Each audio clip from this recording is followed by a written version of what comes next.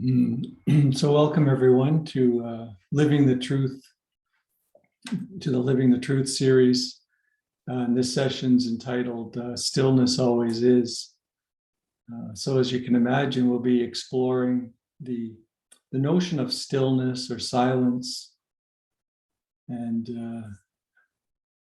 how it is that it always is. It's not something we need to create or manufacture, that it's something we simply recognize or acknowledge. So I'd like to start with a personal discovery, I guess you could call it. I was lucky enough to, I guess, have this discovery in my meditation practice. There's nothing I did myself. Nothing that I did, but it was just a lucky discovery is how I kind of refer to it. Or I guess another way to refer to it was it's something that came up after I totally failed at doing my meditation. So it was a result of failure in terms of trying to meditate in a particular way. So I spent years doing breath meditation, following the breath in different ways, and breathing was really part of my regular practice. Awareness of breath was very much my core practice for many years.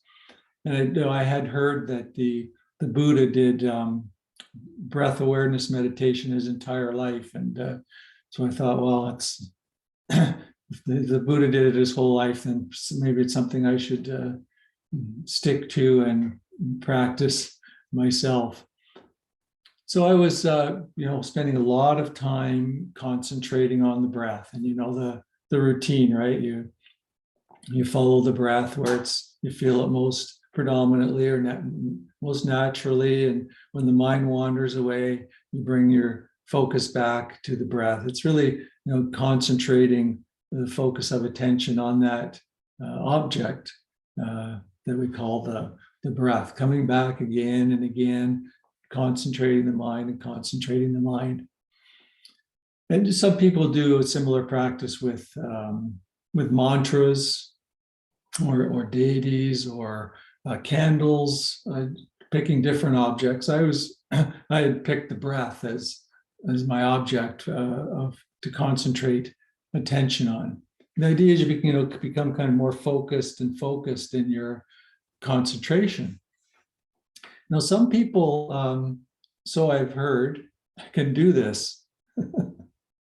I'm not one of them, and I don't know where the rest of you folks kind of fall in this, if you're one of these kind of people or not.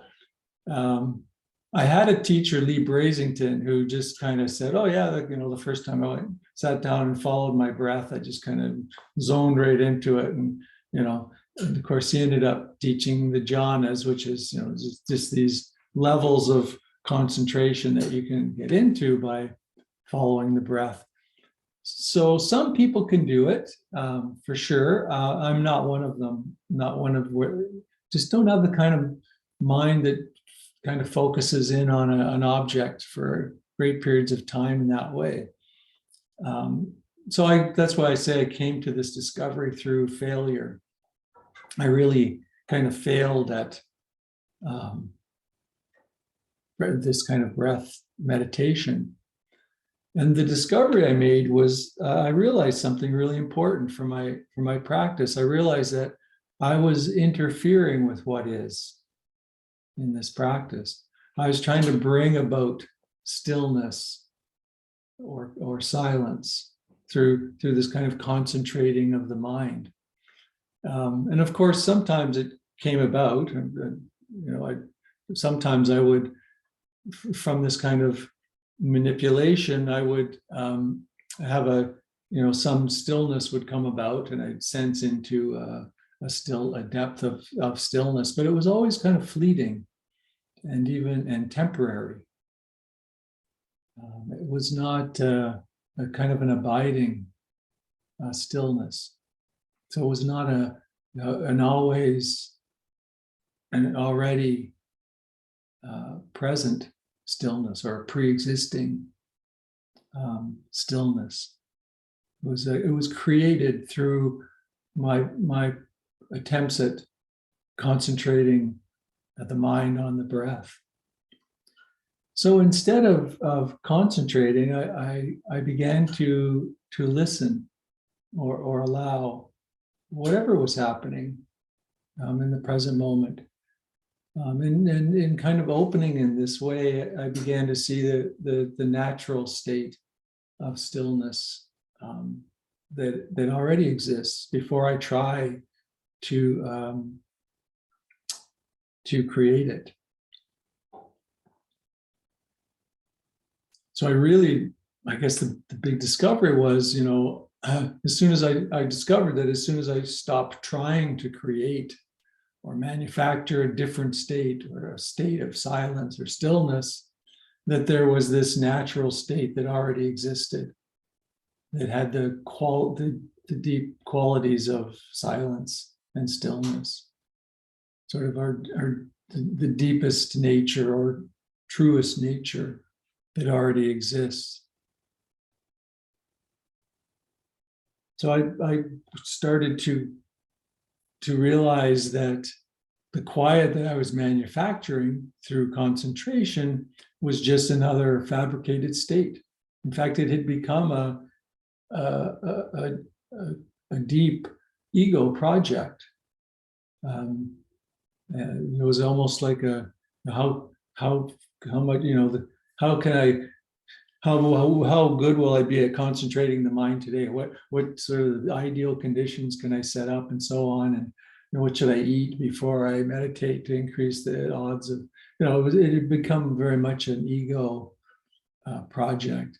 And it was really a roadblock to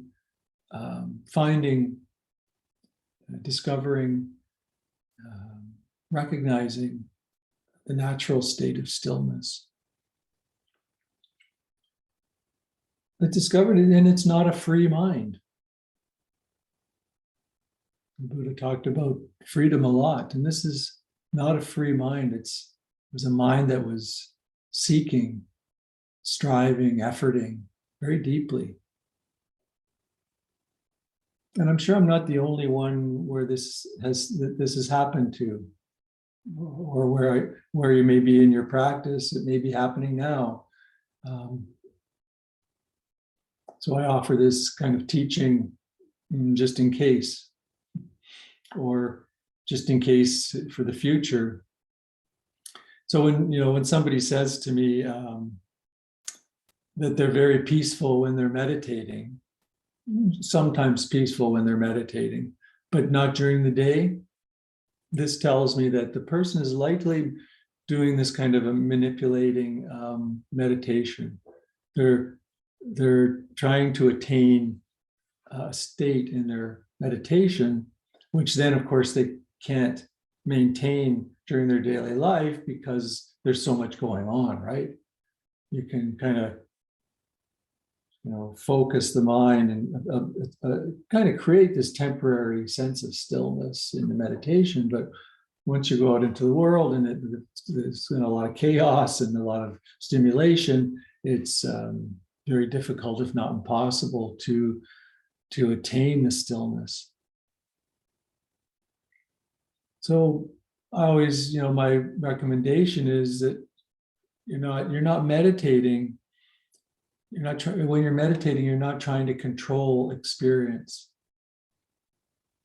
If you are, then stillness will be elusive throughout the day. You're simply just allowing things to be as they are. And through that allowing, you can recognize the pre-existing stillness that's already there. So it's not a controlled peace. It's not a peace that comes about through control. Controlled peace will always be gone because you cannot keep up the control.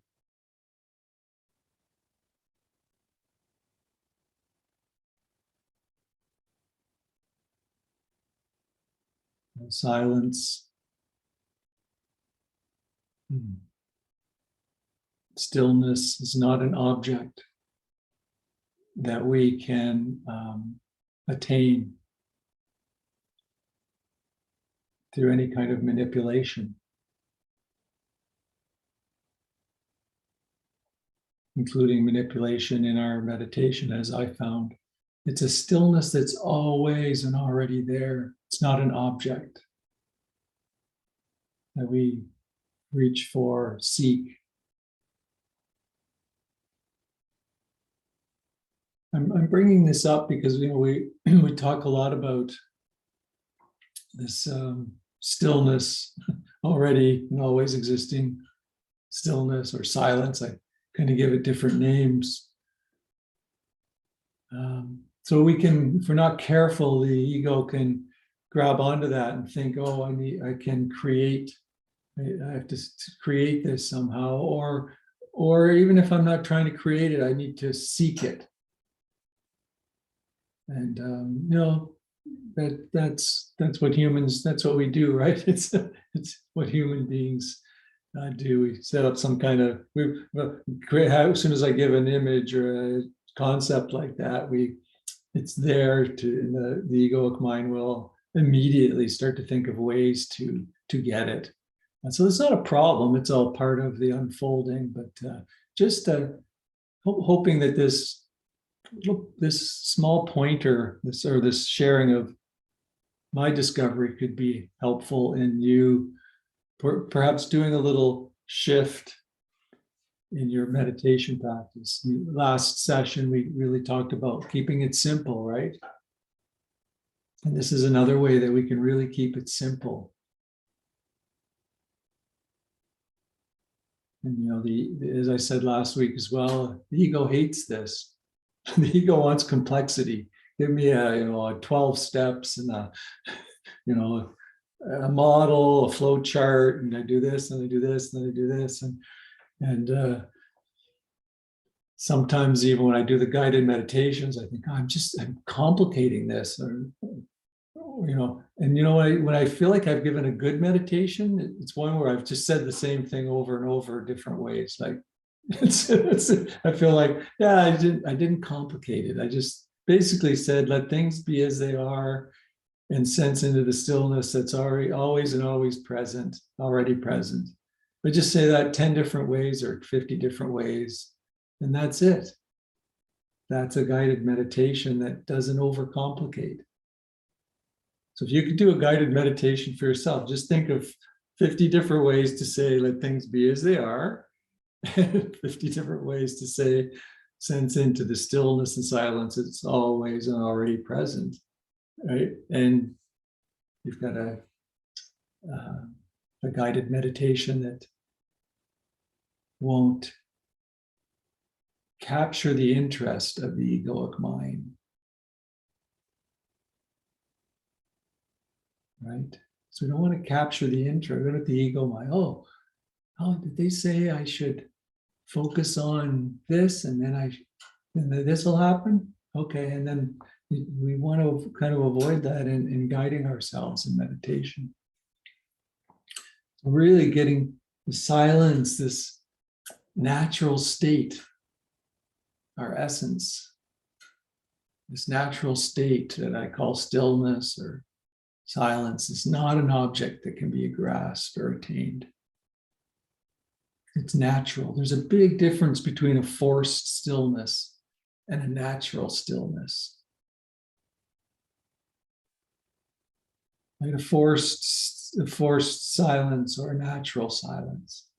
Like a forced silence can feel like you're, when you're told to be quiet as a child.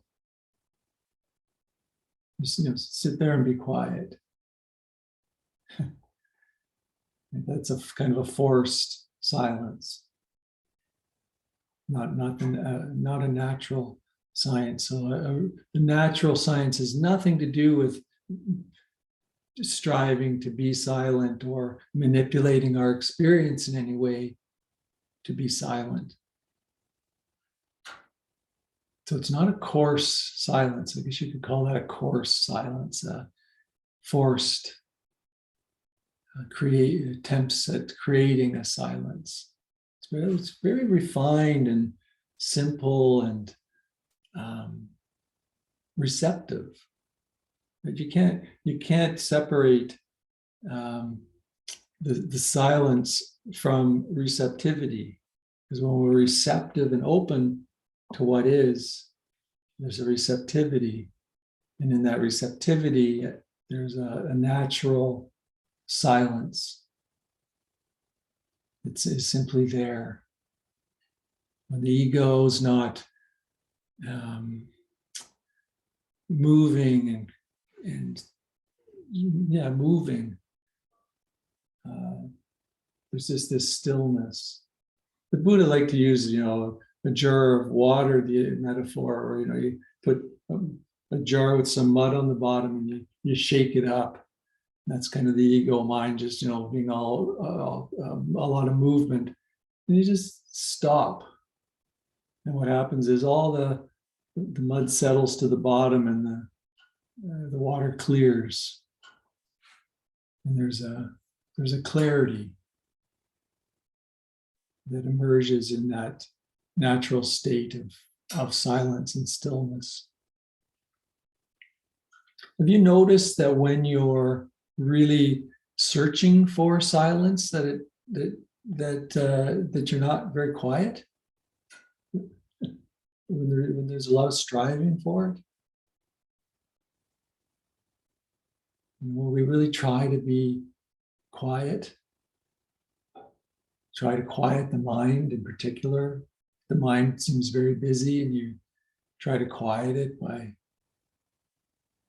forcing attention on something else. It seems to get noisier. Have you noticed that?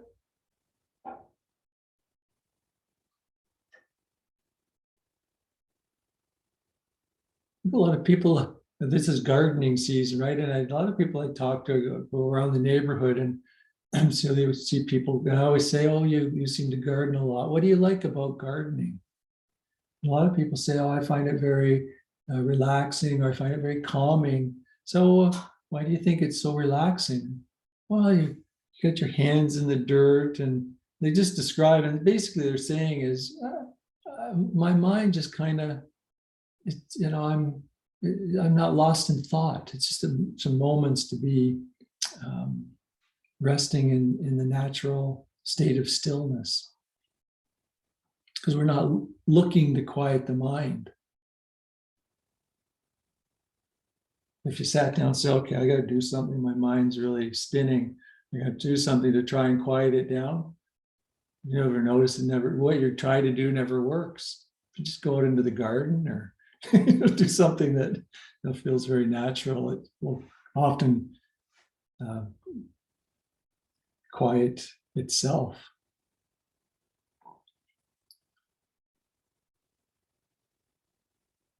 So so as soon as you're looking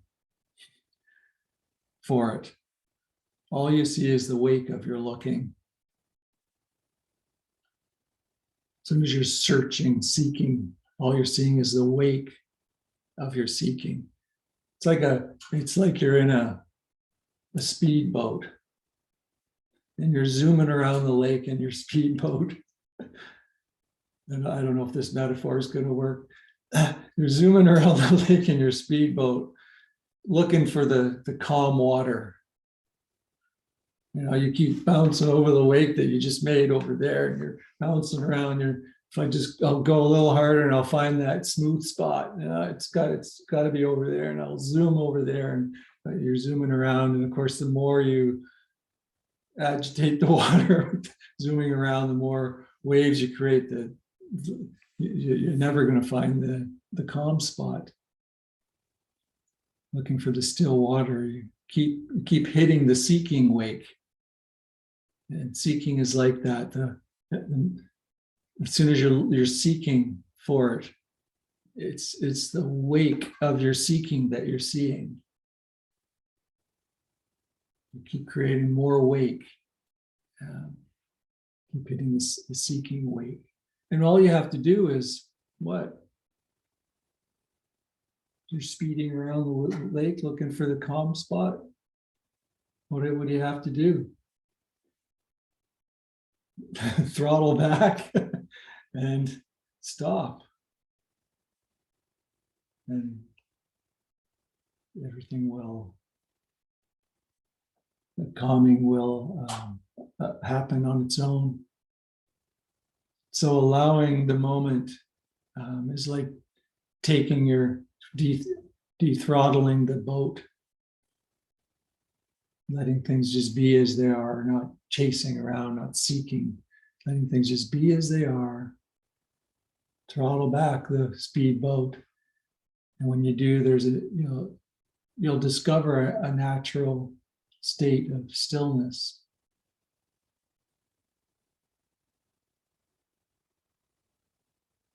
So it's not, what do I need to do to be still? Or how do I be still?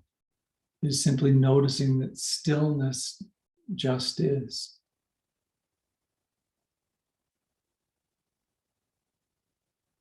And a quote from Adyashanti: when you allow yourself to return to your true nature, you are not wanting anything to happen in the stillness. Powerful quotation from Adyashanti. When you allow yourself to return to your true nature, you are not wanting anything to happen in the stillness. So when you don't want anything to happen, there's a natural deepening of the stillness, of presence.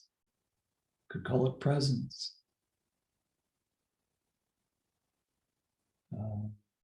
Aliveness. Use all these words as pointers. But when we're striving for it, all we're going to find is more of as kind of a coarse, dull stillness, not the rich and bright stillness. It's our natural state.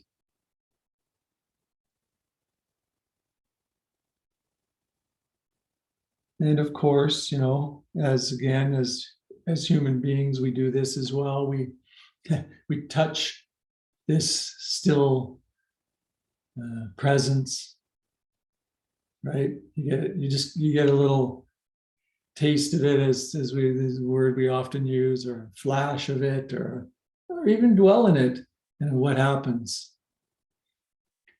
The seeker kicks in and wants more of it. Then now you're back in the speedboat gunning it again. So you throttled back on the speedboat. You sat there, you discovered, stillness. This is beautiful. This is peaceful. The ego kind of, this is nice. I like this. I gotta get more. And you full throttle again and start chasing your wake around the lake to find more. You keep gunning the boat, looking for the still water.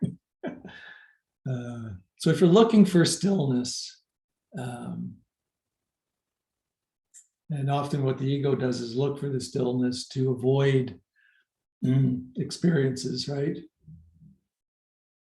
kind of a way of distracting and numbing. And it feels dull, right? It's the manufactured stillness of the ego feels kind of dull and kind of numbing. So that's a real nice telltale to the natural stillness feels very bright and rich and full and doesn't feel like it needs anything.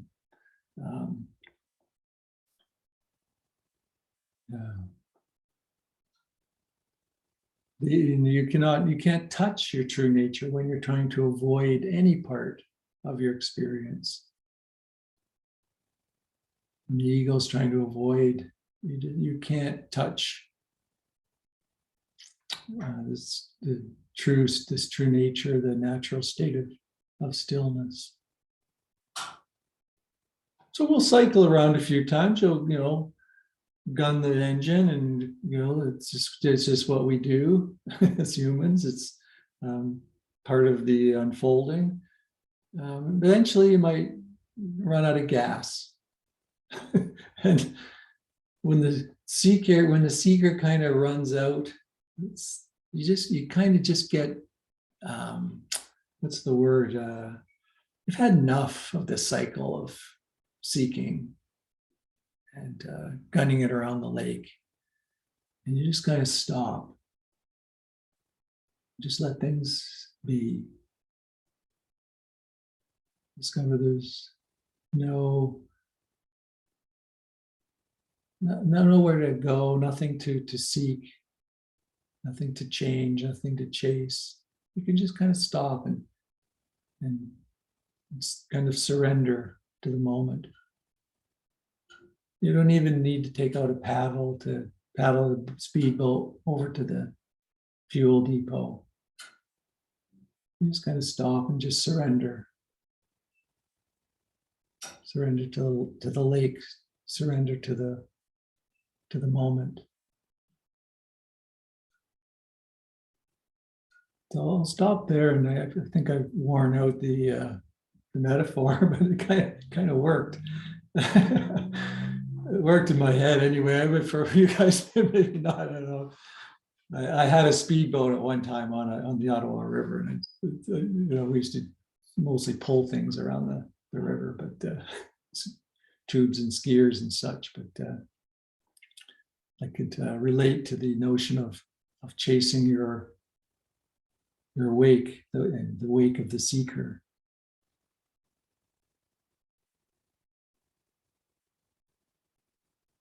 And I guess when you stop the speedboat, you're awake.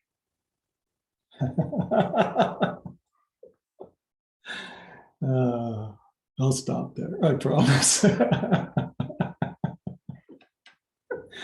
You become awake. So I'll open it up for any questions or comments that people might have.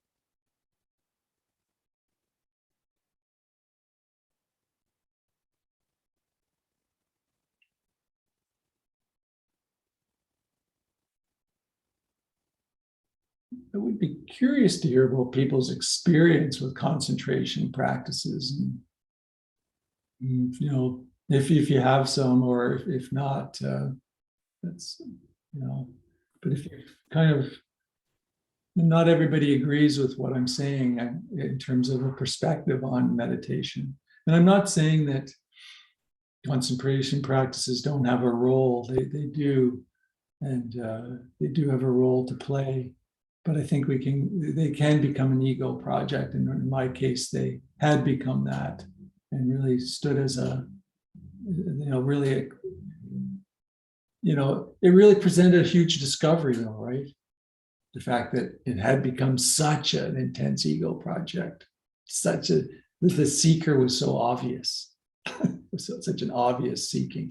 So there's a way to do concentration practices without it being so intensely a seeking game.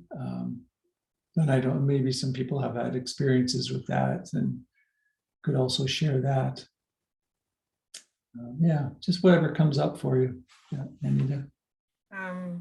So I wouldn't say I've had intense experience with the concentration project necessarily, but as someone new to mindfulness and just following where I was being led. Of course, I was trying to be a good meditator and a good student and doing the things that I was led along to do, and inevitably, I can so relate to, probably everybody can, it doesn't always work. The mind doesn't quiet down when you're, when you just sit and want to be in silence.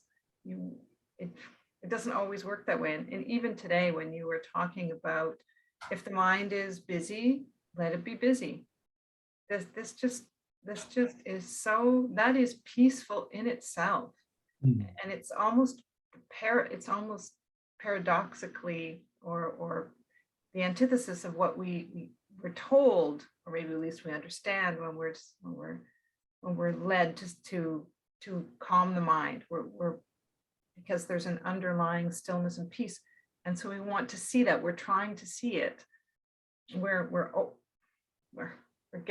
trying to be open, and the paradox is, the more we try, the less we see. And so certainly for me, I can't be reminded enough to, if the mind is busy, just let it be busy.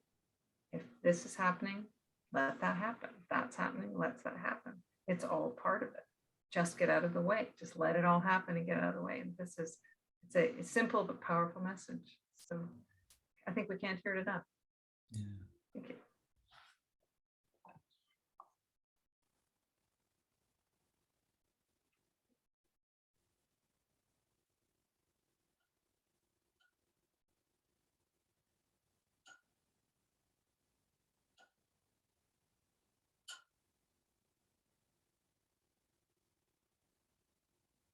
Yeah, we often talk about,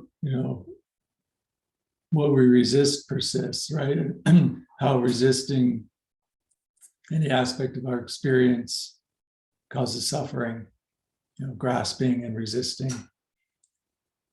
But the notion of the how powerful the seeker is in disrupting the settling in our true nature is something that I was really trying to get across. This, how our seeking, all we get is the wake of our seeking. We don't get we don't sense the stillness, and that includes seeking stillness. That's why it's why I say it was a powerful discovery for me, because I was seeking stillness. Which sounds noble, right? But it's just letting go of the last kind of shreds of any notion of the seeker.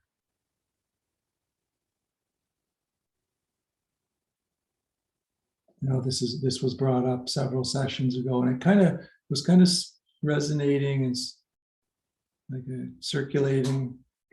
percolating in the mind, and then I thought, no, this is something it came up, and I thought this is something that might be helpful to share, or to emphasize. It's kind of a whole other level of seeking that we need to be aware of. Yeah, so thank you for that. Thank you for sharing.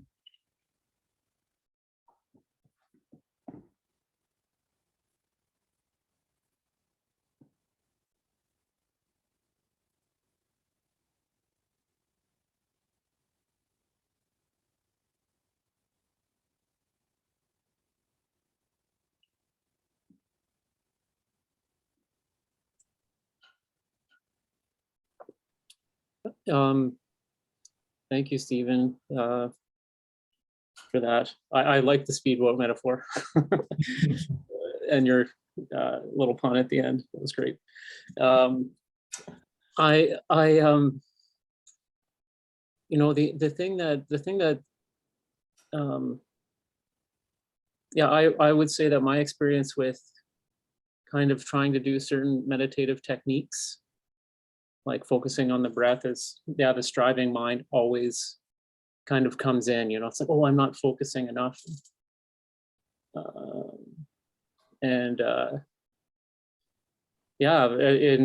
So I've more kind of like evolved into just kind of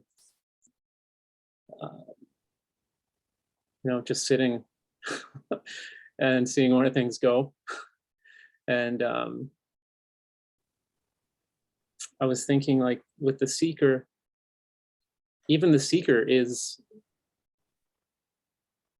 stillness. And it's so when the seeker comes up, anyways, for me, I think I can say, well, the seeker's here, but in order for there to be a seeker, there has to be a non-seeker. It's kind of that the Thich Nhat Hanh interbeing thing. We can't have a seeker without there being a non-seeker. You can, it just wouldn't, it just couldn't exist, or we couldn't grasp it at all.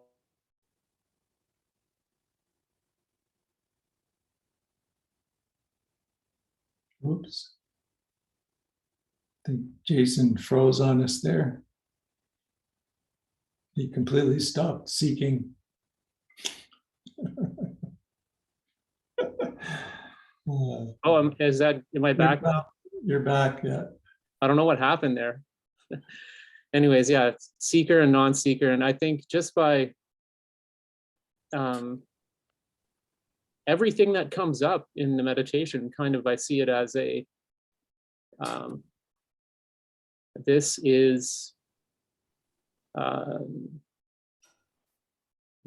exactly the way it has to be. This is stillness. This actually is stillness right here. It's just a matter of kind of letting things be. Not even that, like, not letting things be either. It's kind of just being with this, and that's happening. I find that I'll say to myself, like, oh, it's just this. And that's really, I really think that it's the same in daily life. Things come up, and everything is just the way that it's supposed to be. And I mean, it goes beyond that even. It's not, it's like limitation of words, but I found that line, the line of, like, just this, it's kind of like an idea. It evokes an idea in my mind of, like, this is something I could work with almost. But then letting go of that as well, because the seeker can even latch on to that. Oh, I have to just say this statement so that I can try to achieve a certain state. So it's really mysterious, I find, like, this whole letting go process. Because you can't do anything to let go. The more you try to let go, the less you're actually letting go. And I do really feel like this great peace when the letting go happens, but it's not out of anything I do. Like, it's very strange. And so yeah, I kind of it's weird. Like, I find that if I say, like, okay, let's let go, I'm gonna let go now, but then I have to also tell myself, like, okay,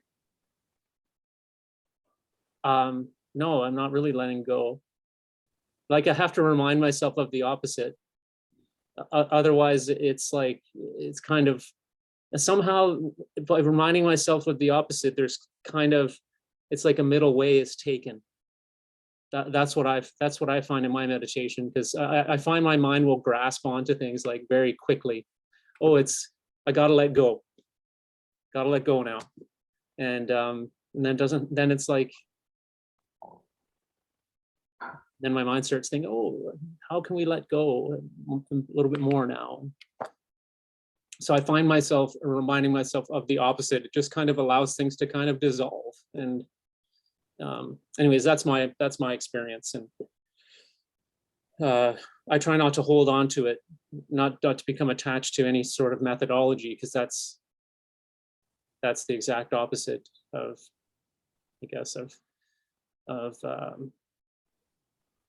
yeah, that doesn't really, kind of misses the point, I guess. So.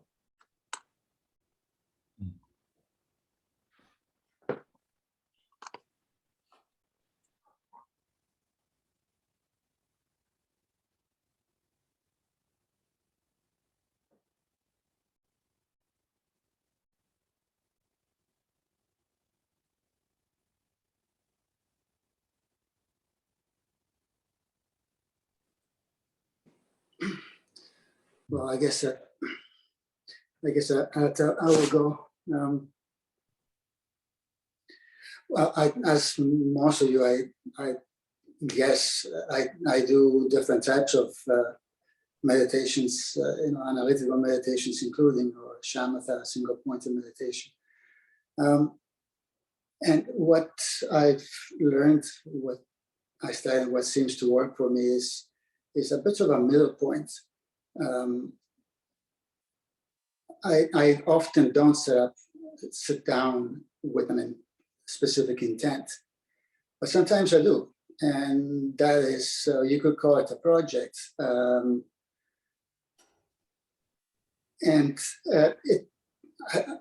For what is important for me, what seems to work is not to make that a true project. It's in the grasping, it's in the energy that I put into it. And that is in all aspects of the meditations. There are techniques that we employ, that we employ, of course. Of course, even focusing on the breath is a technique. It's the attachment it's the difference between opening the heart towards something and making it a real project and being very attached to it and the outcome. So I strive for that middle point, and even in seemingly as unimportant aspects, but they are very important for me. It's if I relax too much, I could easily doze off even, or it's not just the mind that goes into some other thoughts. I could just relax so much that I almost doze off, like I said. On the other hand, if I'm too tight, then my mind spins too much. So it's that middle point in between, even there. At the center, it's used the metaphor of the violin, right? The string, not too tight, not too loose. So I don't see that as a project. It's when it becomes too tight. That's when it becomes a project for me. And of course, honesty is in observing my mental processes is also important, because again, the ego could play there, could come into play. I have to be very honest about my own mental processes and my techniques and whatever I do during meditation. So just leave it at that.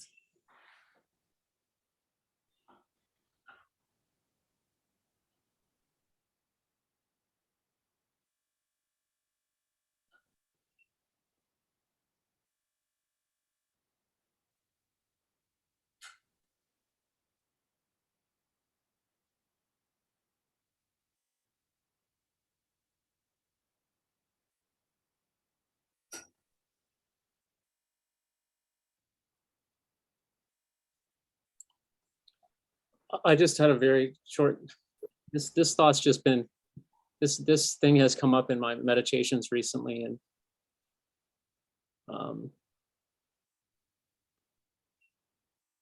the only way that I can think of to describe enlightenment that feels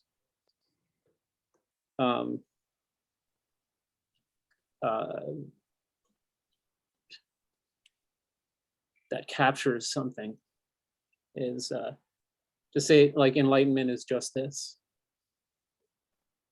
And that's it, like everything here, every thought that comes in, everything.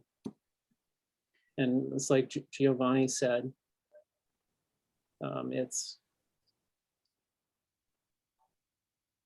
it's not so much what's happening or what's around. It's the perspective that the mind is having at the time. And I'm not doing anything to cause that. It's just it's what's happening. And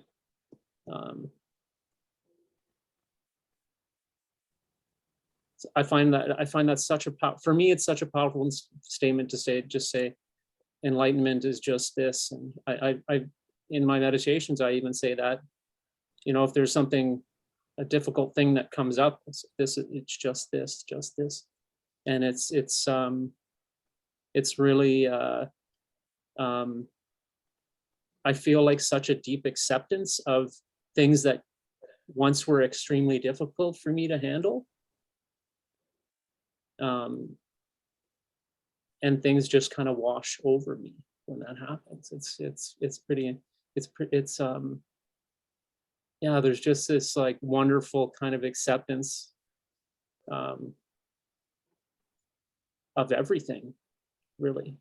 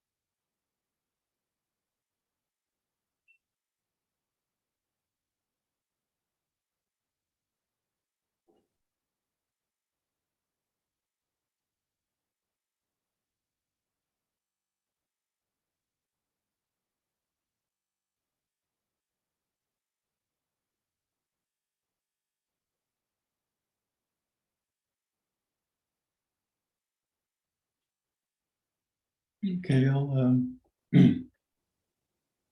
recap a little, and then I have some questions for the group about the group.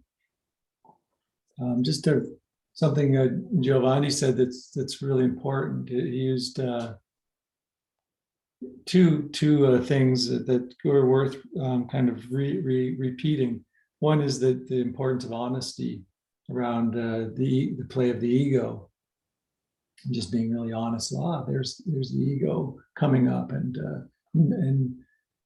having a genuine honesty around what the ego is doing, perhaps with our practice. And the other is the analogy of the metaphor of the lute or the violin. If he went over it pretty quickly, but it's the Buddha uses it as a way to teach effort, right effort. So it's not too loose where you'd kind of doze off into sleep. It's not too tight that you're just striving. So the strings for the violin or the sound, to make a pleasant sound, to make the sound that it's supposed to make, it needs to be tuned just right. And that's kind of the way the Buddha taught in terms of applying effort, or I like to use the word energy. I think Giovanni used that word as well, bringing energy into our practice, because we do need energy, right? We do bring this some kind of energy to the practice in order to have the intention to even sit down and do a practice. There's some kind of energy that gets aroused and brought forth. So those are two really good points to also emphasize in terms of how we approach our practice. So the two questions I have about the group. So one is, do we consider going live? And if we do go live, if we decide that we want to go live, I would make it a hybrid live, because I know there's folks, there's at least two here tonight that are not in Ottawa, that I know of, and there's others as well, I'm sure, that would like to continue to come. So I'm looking at some kind of hybrid way, and there's sort of, seems like everybody's doing a YouTube video on how to do hybrid Zoom meetings these days, because everybody's faced with the same thing that we are, right? Shifting back to live, but not wanting to lose the the virtual element. So we would do a hybrid version. The question is, when do we go live, hybrid live, and where? So those are the two things that I've been toying around with.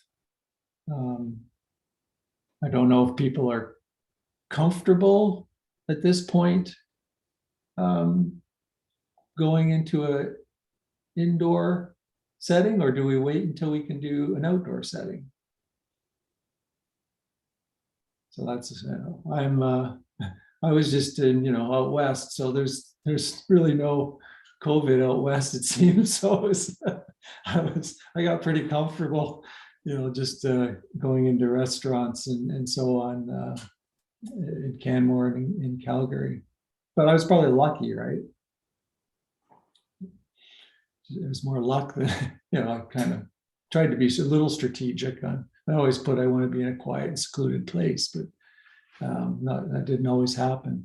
So my point being, are people ready to go into a live environment, or do we wait till June when it's warmer? And I have a backyard with lots of seating that we could actually do it there. Might present some issues for the hybrid screen and everything with the bright light and stuff, but we try to do our best. So those are some of the things I'm sort of asking you. And do we want to, I don't know how to do this, how to get a feel for the group, what would be the best way? Any ideas?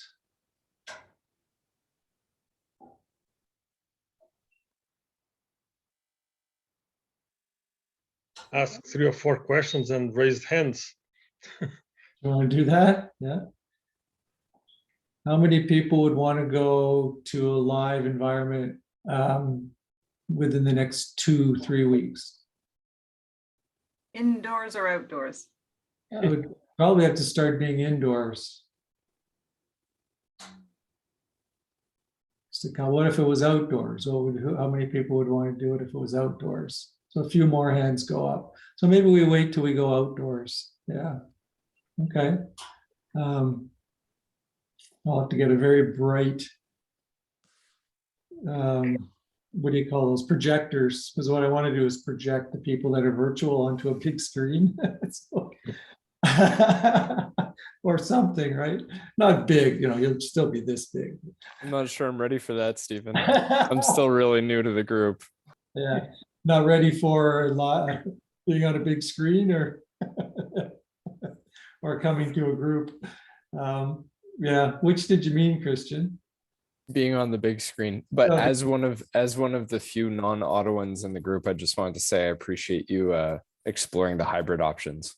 I know I haven't been to too many of these yet, but I've grown rather fond of this on Thursday nights. So thanks for keeping us in mind. Yeah, awesome. Well, Yeah. One of my questions, Stephen, would be people would be comfortable declaring their vaccination status. I don't know if it's too touchy or. Yeah. I'm of two minds on that. I mean, I've got 4 shots, but I'm not sure they're doing any good with Omicron at this point. My dad's got 4 shots and he caught it. He's actually in lockdown right now. 94 years old. It's gone through the retirement home. They've all got 4 shots. So, I mean, their immune system's probably a little weaker because of the age, but yeah.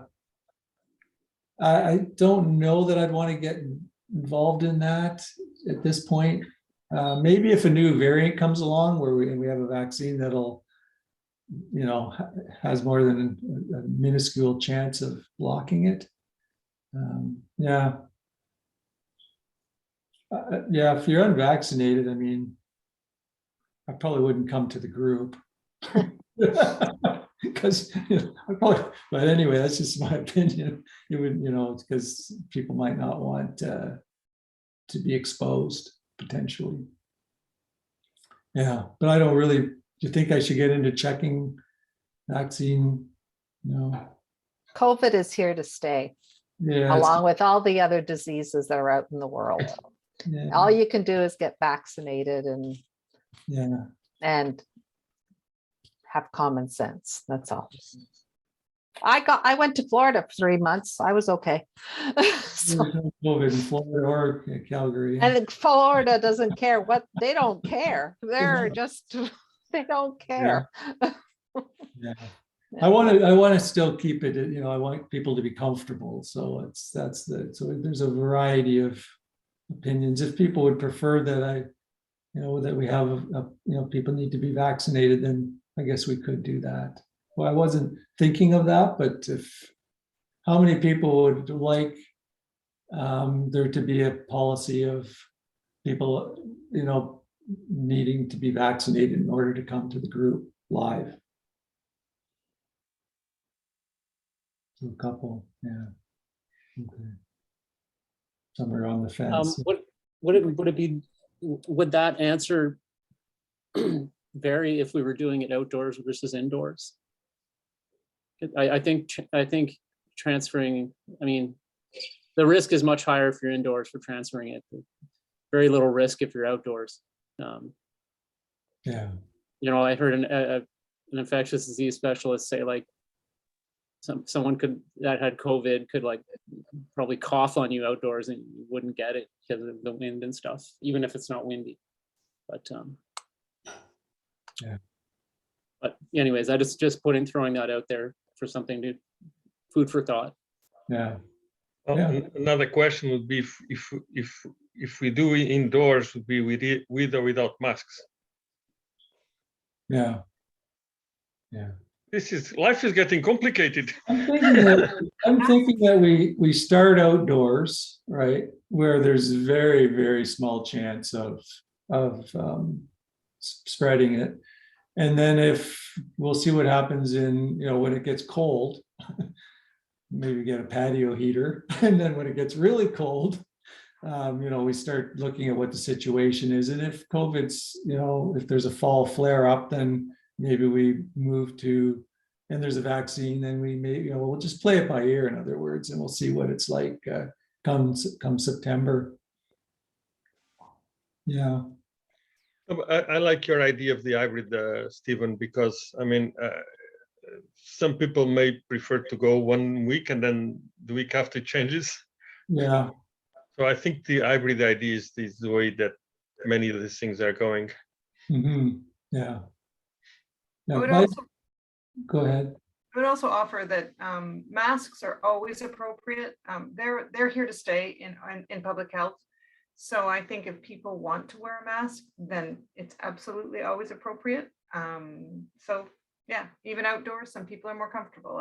One thing I've learned during this whole experience is the individual perception of risk is what it is, and we have to accept it.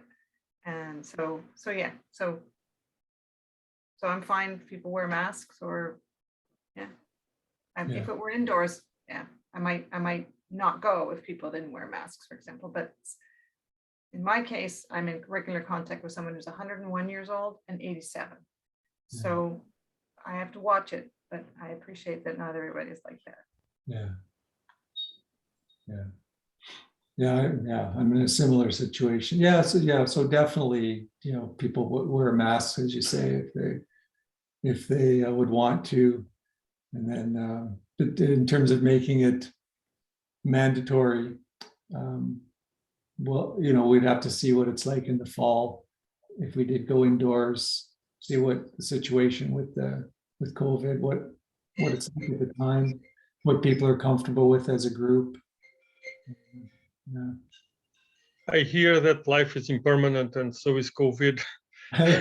Well, We never know. Can change any week. yeah, it's definitely mutating on us again and again. Yeah. The other question, so you know what I might do is send out a survey monkey that's anonymous and just ask a bunch of these questions. It's been a useful conversation because you've given me about, you know, the types of questions that I should ask, and just put out a whole bunch of different questions and see what, you know, would work for the most people. The other question is, and this one's a tough one because it's never going to work for everybody, is switching the night to Wednesday night. You know, this group used to be called the Wednesday night meditation group, and I switched it to Thursday night. That was a couple of years ago, and I did lose a few people. It was quite sad, but for me to continue, it was the night that worked. So I don't know, that I'm putting it out there, to the switching it to a Wednesday night, starting in a few weeks. I don't know if there's any opinions about that. Please don't. I have another group on Wednesdays. Yeah. Yeah. Yeah. No, I'll put that in the survey monkey as well. Yeah. The two people I lost when I switched it to Thursday, I might get back when I switch it to Wednesday. Because they actually had one fellow that he had never missed a session from the very first one in like 10 years. And he's a Tai Chi master, and he's been teaching Tai Chi on Thursday nights for 20 years or 30 years or something. And so he stopped coming. But yeah, it's hard to find, it's hard to switch a night because there's always going to be a few people that can't make it. But that's where I'm thinking of heading. It just works for my schedule. The other option is for at least for the summer, for me to not be there and to have other have other facilitators. So I could pose that as an option as well. The word hybrid comes to mind for me. So if as a group we're willing to pitch in that, sometimes maybe we can have it on a Thursday led by someone else, or you could do it every Wednesday, or, and we could maybe do the recorded one, or, so that it's not all black or white, like it's all never on Thursday or always on Wednesday, so something to think about, easy to say perhaps, but I would be willing to help with that. Yeah, it'd be hard, I think, to keep it 2 nights just with the size of the group. Yeah, not both nights every week, no. Yeah. And it gets complicated I find for people to keep straight when it is, if I move it around as well. I think that might cause some remembering issues for some of us. It would for me. Even if I'm leading it, I might forget which night it is. Yeah. And the other complication is the technology is not super simple to do a hybrid. You basically got 2 cameras, a conference mic to pick up the group, a mic on me, and a screen to project the people out of that are virtual. So there's a fair bit of technological setup that I can learn eventually. It might not be perfect the first time, but it can definitely be done. It's just that having other people facilitate it could be that learning the technology challenge as well, something else to consider. All I need at this point is a projector, and I've got all the equipment. Stephen, what about the like a hydraulic platform that you come down on and a smoke machine, Yeah, I love that. Yeah, I'd love a smoke machine. pyrotechnics? Yeah, Forget about that. I get to be a rock star with like a guitar and her. Bring it on. Yeah, just put me in a speedboat. Yeah. So I'll do the Survey Monkey, and then I'll report back sort of what people said in that, and I'll also ask people sort of how many, how regular do you come to the group, so that so I can kind of see that, like, what the people that are, because I've got 300 people on my mailing list, but we don't obviously get that many coming. So there's really a fairly small group that are pretty regular. So I want to make sure I get your opinions on what works for you. Yeah. Yeah. It's exciting to go back live, though. I'm excited about seeing people, and I've enjoyed the Zoom, but I'm ready to have people in front of me as well. Yeah. Well, the problem outside is if you do it outside, you need a good data plan, because you don't have Wi-Fi outside in the park, right? Yeah, no, I do it in my backyard. Yeah, my Wi-Fi reaches to my little seating. Oh, Yeah. okay. All right. Yeah. Yeah. So I do have that. Yeah. And then use the projector. And then use the projector outside. Yeah, exactly. Yeah. Oh, geez. Okay. Yeah. Yeah. Can I ask you the location that you're thinking of having it? So yeah. So where do I live? Yeah, I Yeah. live on Claymore Ave. Okay. CLIMOR, which is right near Prince of Wales and Meadowlands, Okay. which is really close to where we used to have it in the Carleton Memorial United Church. And then we moved from there to the Ravines Retirement Home, which is just down the street as well. So it's in the same kind of area. And yeah, if we move to live, we could even do it in my living room.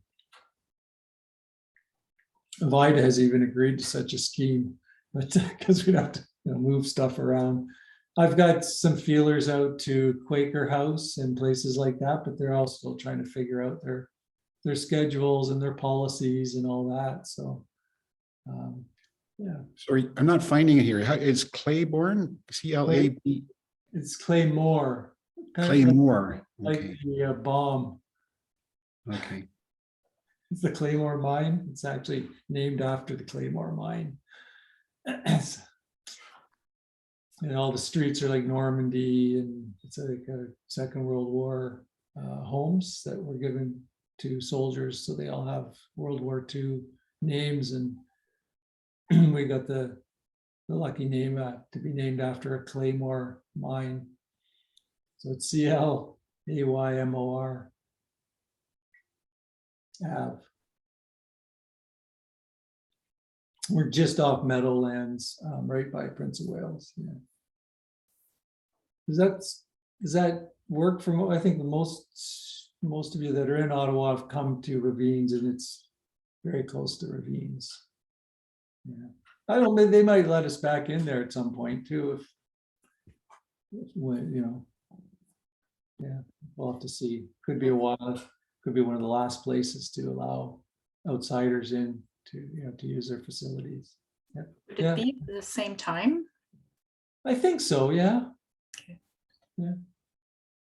There's enough light outside in the summer, right, to take us to 8:30. Yeah. Still light. It's dark now, but by the end of May, it should be fine. Yeah. By August, the light's gone by some 6:30. Yeah. 7 o'clock. Anyway, we'll survive. Yeah. Okay, thanks for your feedback and your input, and we'll see what happens. I'll send out the survey with a survey, and then see what the feedback is and what the results are, and I'll let you know.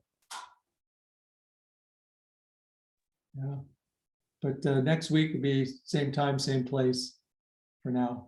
Yeah. Stay tuned. Thanks all.